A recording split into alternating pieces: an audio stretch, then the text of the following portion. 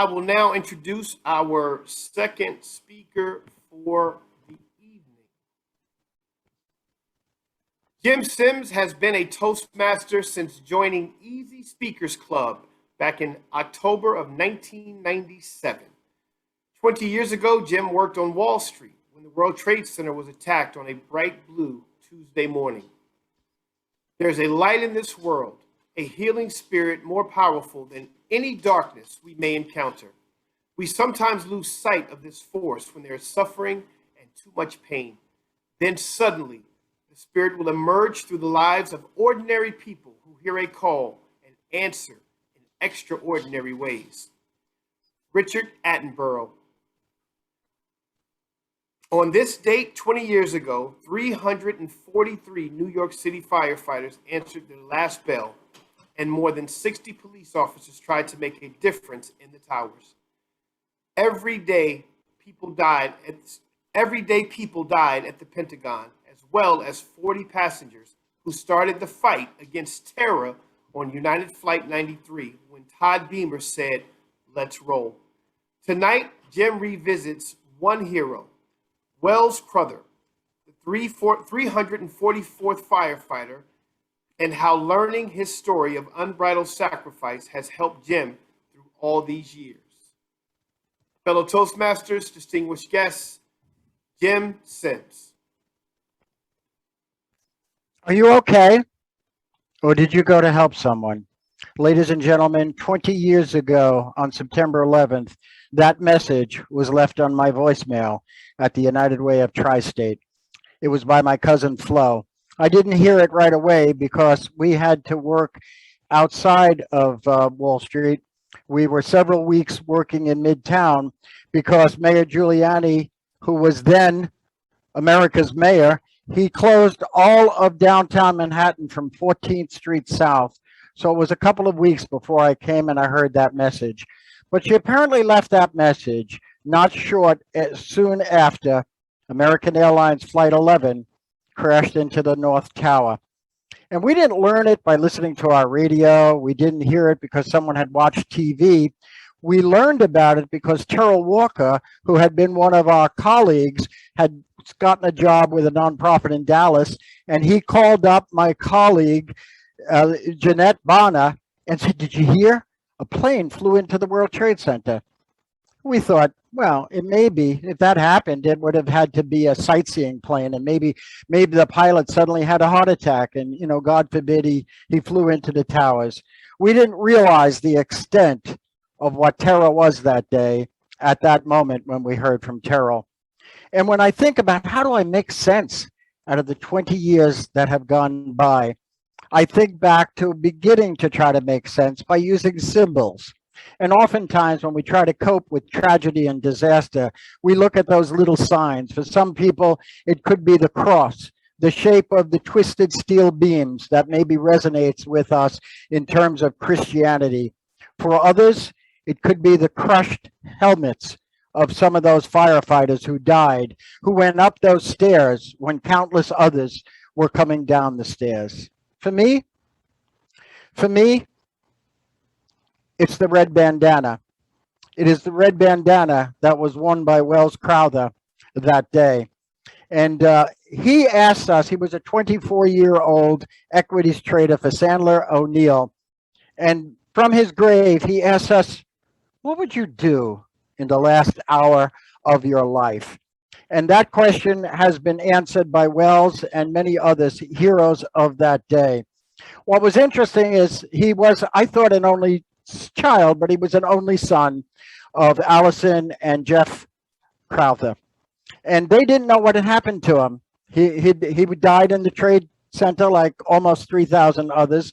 But what happened is on March 19th of the next year, they found his body.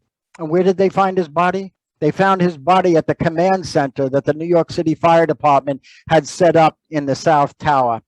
You see, it was 9:02 when Flight 175 crashed into the South Tower of the Twin Towers. And that's when Welles Crowther sprang into action. He worked on the 104th floor of the South Tower. And he had seen the North Tower get hit. He even heard the crash into the building. And he even said to one of his friends who had played lacrosse with, yeah, I'm leaving, I'm getting out. But he didn't get out. He got down to the 78th floor, which was one of the transfer points for the elevators in the building. And that was about the time when the tower was hit.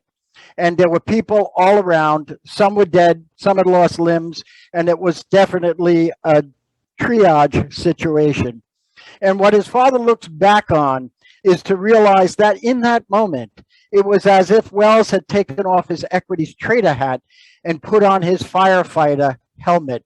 He was a volunteer firefighter with the Nyack Fire Department, and he wore a red bandana because when he was about 7 years old, his father, Jefferson, who was also a volunteer firefighter and a banker by profession, he wore a blue bandana.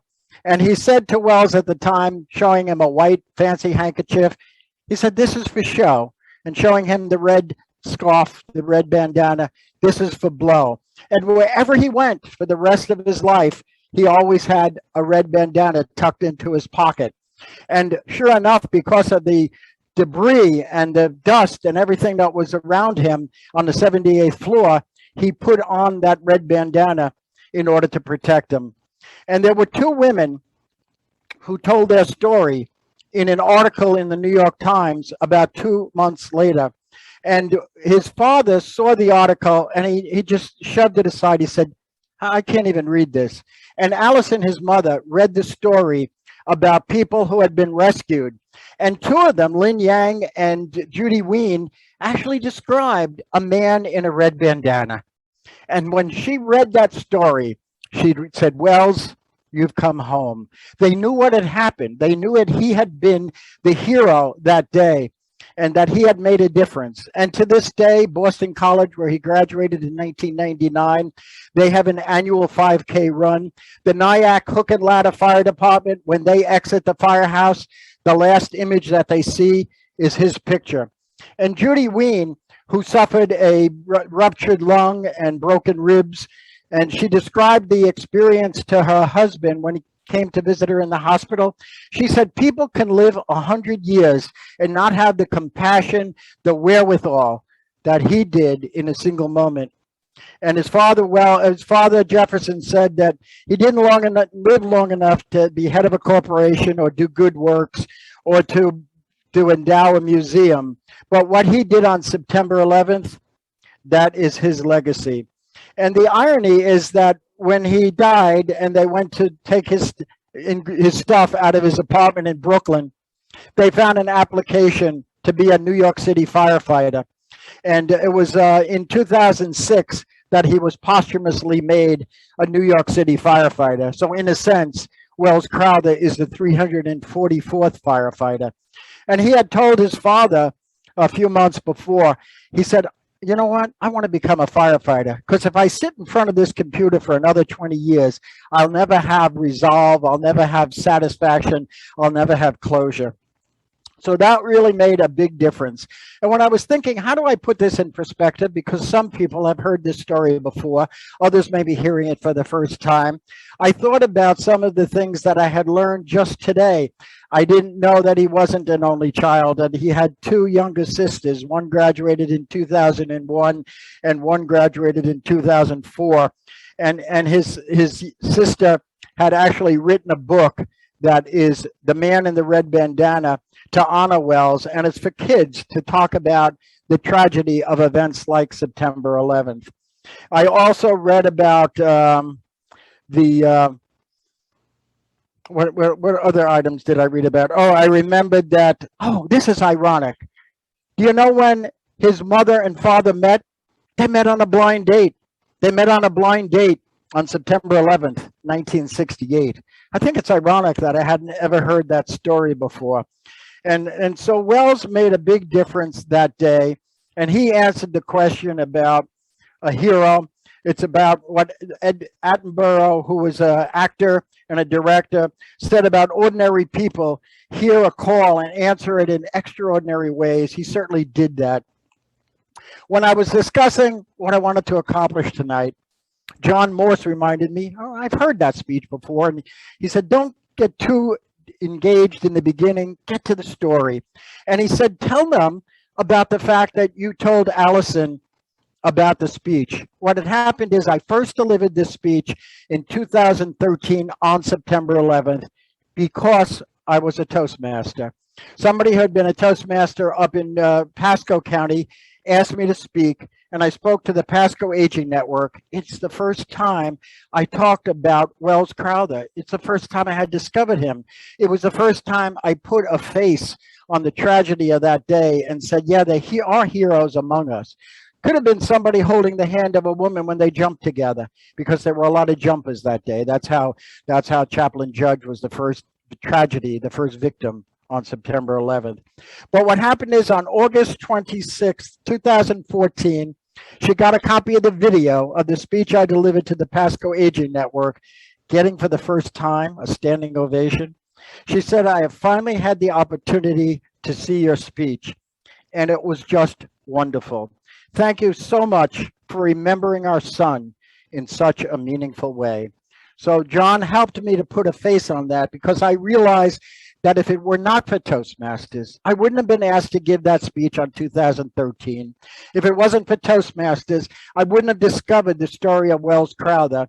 I wouldn't have realized a red bandana is so much more than a handkerchief or a kerchief. It's the story of a man who reached out, made a difference, and was a good Samaritan for our ages. Thank you. Madam General Evaluator, fellow Toastmasters, and of course, Jim Sims. Jim was delivering a speech that, yes, I have heard before, and it's a remarkable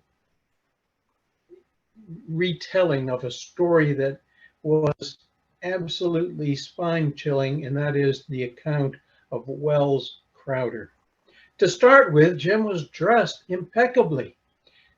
Not only was he dressed impeccably, but of course he had the American flag as a backdrop, a perfect backdrop for this 9/11 memorial type presentation tonight. He gave Woodrow gave an introduction that led into the speech. We knew what Jim was going to be talking about, and it helped us to set the stage for his recollections of 9/11 and the experience that he went through. I thought that Jim used some marvelous language, words like the crossed steel beams and the crushed helmet, and of course, the red bandana. They were images that we couldn't possibly overlook or forget. He gave us so many details about the Crowther story that were absolutely remarkable. He talked about the recollection he had of delivering this speech and also presenting it to Welles Crowther's mother, who had the opportunity to hear her son eulogized in a way that she probably hadn't heard before. It was a very, very well put together presentation, Jim, and I think you did both the event of 9/11 and the memory of Welles Crowther proud this evening. The one thing that I would recommend to you as a possible thing that you might take a look at is the ending. You said, thank you, and that was it. I would like to have heard you make some kind of a statement to involve us all. This is what Welles Crowther did on 9/11. How many of us could have achieved and done what he did that remarkable and horrible day? Something like that, I think, would have drawn us in to the drama of the evening. However, well done, Jim. I enjoyed it, and you did Welles Crowther, rather, a fitting tribute. Mr. or Madam General Evaluator.